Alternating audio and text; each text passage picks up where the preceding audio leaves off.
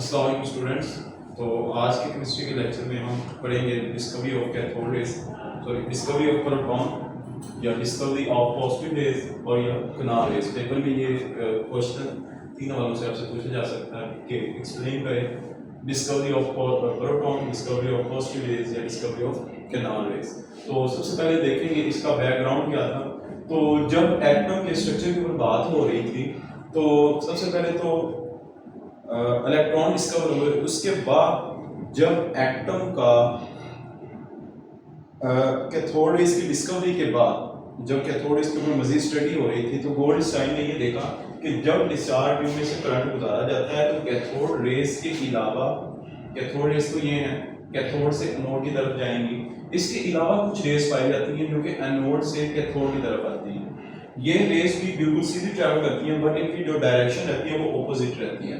तो ये देखने के लिए कैथोड रेज गोल्डस्टाइन ने इसके बारे में हमें कुछ इंफॉर्मेशन दी, उसके बाद फिर इसके ऊपर जो है काम स्टार्ट हुआ। तो अब गोल्डस्टाइन ने ही ये ऑब्जर्व किया और गोल्डस्टाइन ने ही इसका एक्सपेरिमेंट किया, फिर उसने इसको कनाल रेज का नाम दिया। पेपर में शॉर्ट क्वेश्चन आता है कि why positive rays are called canal rays, why positive rays are called canal rays. जो पॉजिटिव रेज है ये कनाल रेज का नाम क्यों दिया जाता है? तो उसकी रीजन ये है कि ये वाली जो रेज हैं जब एनोड से कैथोड की तरफ आती हैं तो जो कैथोड है वो परफोरेटेड कैथोड है। जब ये रेज एनोड से परफोरेटेड कैथोड पे आती हैं तो जो इसके अंदर होल्स हैं, जो इसके परफोरेशन है, ये वाली रेज उसकी परफोरेशन से या उसके सुराखों से गुजर जाती हैं। जब गुजरती हैं तो ये ग्लो पैदा करती हैं। जब ये डिस्चार्ज ट्यूब के साथ आके टकराती हैं तो इससे ग्लो पैदा होता है, चमक पैदा होती है। तो इस वजह से इन्हें कनाल रेज का नाम दिया गया। अब ये मैंने लिखा the rays pass through the hole of the cathode and produce glow on the wall of the tube. तो इस वजह से हम कनाल रेज का नाम देते हैं। जो इसकी प्रॉपर्टीज है, मेन प्रॉपर्टीज इसकी सबसे इंपॉर्टेंट प्रॉपर्टीज हैं और इसमें ये शॉर्ट क्वेश्चन भी बनता था कनाल रेज क्या है। तो सबसे पहले डायरेक्शन है। इनकी जब डायरेक्शन देखें तो ये बिल्कुल स्ट्रेट आती है, बिल्कुल स्ट्रेट आ रही है but opposite to the cathode rays. Cathode rays जो है वो अगर लेफ्ट से राइट जा रही है तो ये राइट टू लेफ्ट आएंगी। अगर कैथोड रेज राइट से लेफ्ट आती है तो ये लेफ्ट से राइट जाएंगी, ये ऑपोजिट चलती है। तो अब इसमें नेचर ऑफ चार्ज अगर देखें तो इनके ऊपर नेगेटिव चार्ज है। अब किसी भी चीज के ऊपर जब हम किसी भी रेज के ऊपर चार्ज का पता चलाना होता है तो हम हमारे पास हमेशा एक तरीका होता है कि हम उस रे को एक इलेक्ट्रिक फील्ड में से पास करते हैं। इलेक्ट्रिक और मैग्नेटिक फील्ड, मैग्नेटिक फील्ड उसको डिफ्लेक्ट करवाएगी और जो इलेक्ट्रिक फील्ड है उसको एक्सेलरेट करेगी। एक्सेलरेट का मतलब उसको आगे मूव करवाएगी। तो जब हम इसको इलेक्ट्रिक और मैग्नेटिक फील्ड में से पास करते हैं इस रे को, तो ये वाली जो रे है ये नेगेटिव प्लेट की तरफ बेंड हो जाती है। अब जब ये नेगेटिव प्लेट की तरफ बेंड होती है तो हमें पता है जो ऑपोजिट चार्जेस हैं प्लस माइनस को अट्रैक्ट करता है, प्लस प्लस से दूर जाता है, ठीक है। इसी तरह माइनस माइनस से दूर जाता है। सेम चार्जेस आपस से दूर जाते हैं और जो ऑपोजिट चार्जेस होते हैं वो एक दूसरे को अट्रैक्ट करते हैं। तो इन रेज को जब इलेक्ट्रिक फील्ड में से पास किया तो ये वाली जो रेज हैं नेगेटिव प्लेट की तरफ चली गई, जो इस बात को प्रूव करती हैं these are positively charged, these are positively charged, ठीक है। उसके बाद जो नेक्स्ट प्रॉपर्टी है वो इसकी डिपेंडेंस है। अब जो हमने लास्ट टाइम पढ़ा था कैथोड रेज, उसमें हमने ये सीखा कि जो कैथोड रेज हैं वो इंडिपेंडेंट करती हैं नेचर ऑफ कैथोड पे और नेचर ऑफ गैस पे। अगर आप गैस और कैथोड अगर चेंज भी कर देंगे तो उससे नेचर ऑफ कैथोड रेज पे कोई असर नहीं पड़ता। बट ये वाली जो रेज हैं ये डिपेंड करती हैं मटेरियल ऑफ कैथोड पे और also gas in discharge tube. जिस तरह की गैस होगी डिस्चार्ज ट्यूब में ये उस पर भी डिपेंड करती हैं।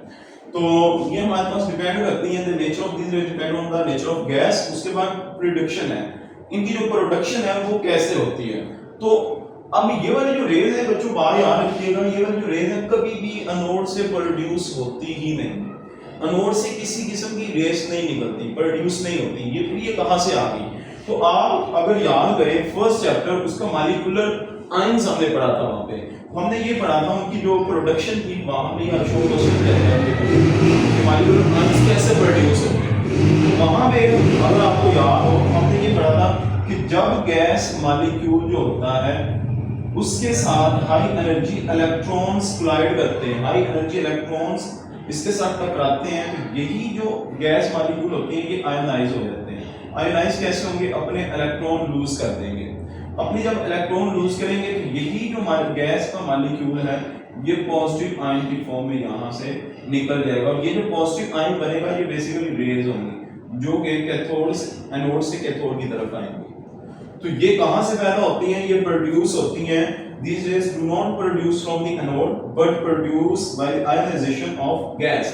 ये गैस मॉलिक्यूल की आयनाइजेशन से बनती है। अगर हम इसकी इक्वेशन लिखें तो वो कैसे लिखेंगे? m से हमारे पास गैस मॉलिक्यूल है, उसके ऊपर हमने इलेक्ट्रॉन्स गिराए, इलेक्ट्रॉन्स जब गिरे तो ये हमारे पास एक मॉलिक्यूलर आयन या हमारे पास पॉजिटिव रेज बन गई, और इसके साथ मजीद इसमें से इलेक्ट्रॉन क्या हुए हैं? लूज हुए हैं। तो नेक्स्ट जो इसमें हमारे पास पॉइंट है वो ये है कि इनका जो पार्टिकल का जो मैस है, अब हम इन्हें प्रोटॉन भी कह रहे हैं। एक तो ये शर्त पूरी होगी कि इनके ऊपर पॉजिटिव चार्ज है, पॉजिटिव चार्ज की वजह से हमने इन्हें प्रोटॉन कह दिया। अब जो दूसरी शर्त ये है कि इनका जो मैस है ना वो बहुत ज्यादा इक्वल है किसके? मैस ऑफ प्रोटॉन के। Mass of these raise nearly equal to mass of proton। अब जो mass of proton है वो हमारे पास जो होता है 1840 टाइम ज्यादा है इलेक्ट्रॉन के मैस से। जो इलेक्ट्रॉन का मैस, यानी अगर हम एक